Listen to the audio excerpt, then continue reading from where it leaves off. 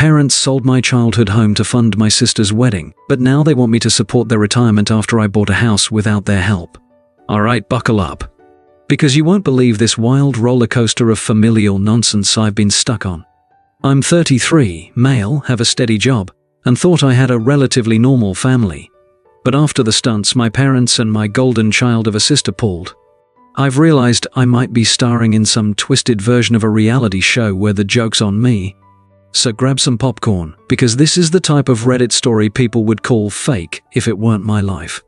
Growing up, my family wasn't rich, but we were comfortable. We lived in a nice 2-story suburban house, the typical picture of middle-class dreams. It was the house where I had all my childhood memories, Christmas mornings, birthdays, even the first time I got grounded for trying to microwave a metal spoon, don't ask. You know, the usual stuff. My parents loved that house. They said it was our family legacy, the place where we'd gather for generations to come. Except apparently our legacy was worth about as much as a 5-tier wedding cake to them. Fast forward to my early 20s. I had just graduated from college, was working my way up in a tech job, and my sister, Jenna, who is 2 years younger than me, was living her best life as an Instagram influencer wannabe. By wannabe, I mean she had like 2,000 followers but acted like she was Oprah's second coming. I was saving up to buy my own place, doing the adult thing, you know? Meanwhile, Jenna started dating this guy, Brad. Brad was, how do I put this? Brad was the kind of guy who wore loafers with no socks, called everyone bro, and used phrases like crushing it when talking about his crypto investments. But Jenna was head over heels, and within 6 months, they were engaged. 6 months. I've had sandwiches that lasted longer in my fridge than their courtship. Now here's where the first bomb drops. My parents, who always babied Jenna because she was their precious little girl, decided to go all out for the wedding. And when I say all out, I mean all out. I'm talking destination wedding in Bali, custom designer dresses, an ice sculpture of a swan that shot champagne out of its beak, yeah, that kind of over the top. I thought, hey, it's their money, they can do what they want. But then I got a call from my mom that went something like this: Mom, honey, I have something to tell you. We've decided to sell the house. Me, wait, what? Mom, well, your sister's wedding is going to be a once-in-a-lifetime event, and we need the funds to make it happen. Me, you're selling the house for Jenna's wedding? Mom, don't be so dramatic. We'll find another place eventually. But right now, your sister deserves her dream wedding. I couldn't believe it. I was stunned, like someone had smacked me upside the head with a sack of wet socks. But the insanity didn't stop there. Fast forward a few months, and there we were in Bali. The wedding was as ridiculous as you'd expect.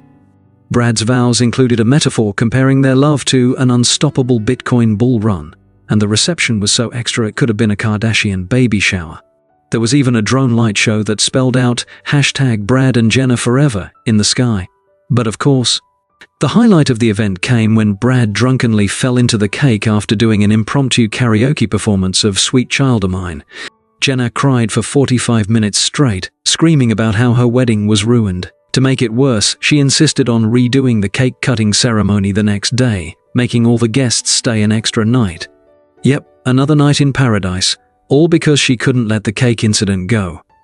Throughout all this chaos, my parents never once seemed to regret selling the house. In fact, they acted like it was a privilege to blow their entire life savings on this circus.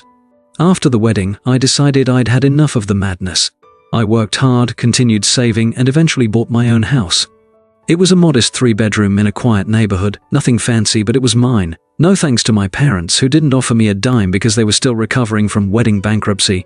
Meanwhile, Jenna and Brad moved into a McMansion that his parents had gifted them as a wedding present.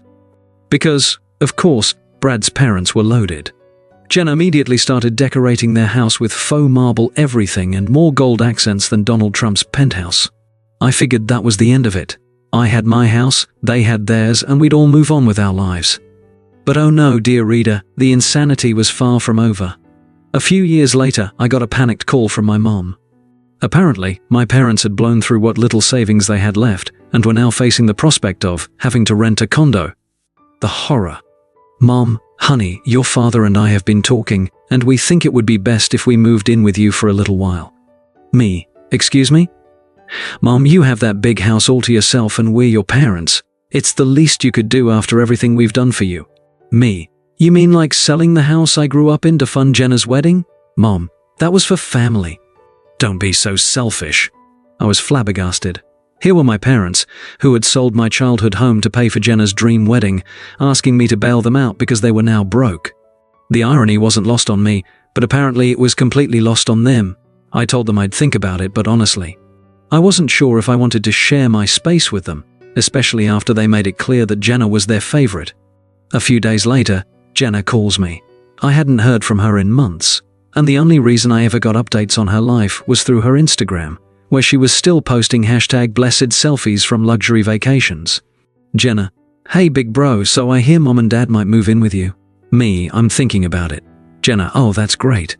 You know, it's the least you can do, considering all they've done for us. Us? What had they ever done for me? My blood was starting to boil, but I kept my cool.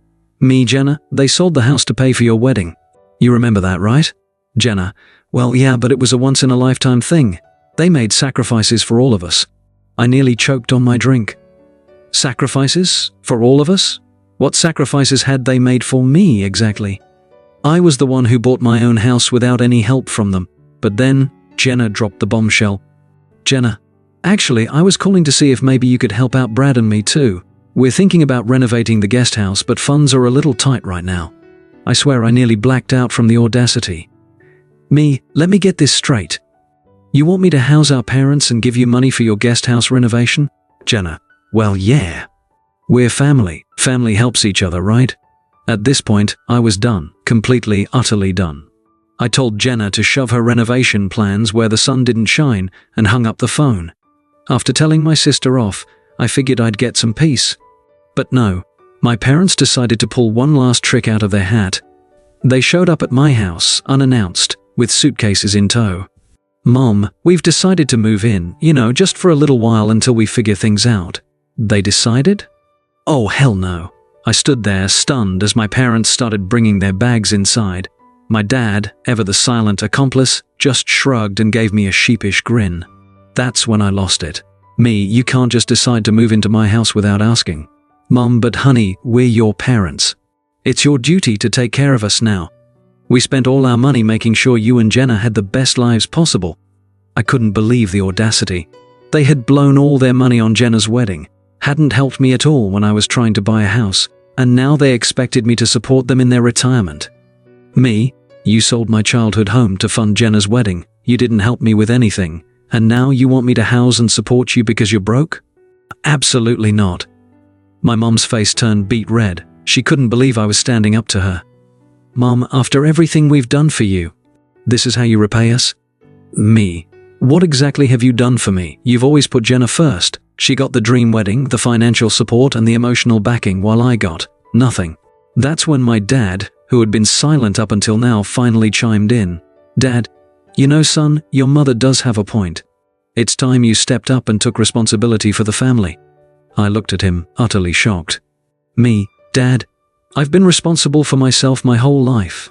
You're the ones who need to take responsibility for your own actions. I'm not your retirement plan. Needless to say, my parents didn't take it well. They left in a huff, making sure to tell everyone in the family how ungrateful I was. But to my surprise, not everyone took their side. Some of my cousins, who had also been sidelined in favor of Jenna over the years, reached out to express their support. Even my grandparents, who had always been more old school, told my parents they were out of line. As for Jenna and Brad? Well, their McMansion recently went into foreclosure because Brad's crypto investments tanked. Who could have seen that coming? They're currently renting a condo that's half the size of their previous house, and Jenna's been suspiciously quiet on Instagram lately. I'm still living in my house, which is blissfully free of freeloaders. My parents have yet to apologize or even acknowledge that they were in the wrong, but honestly, I don't care anymore.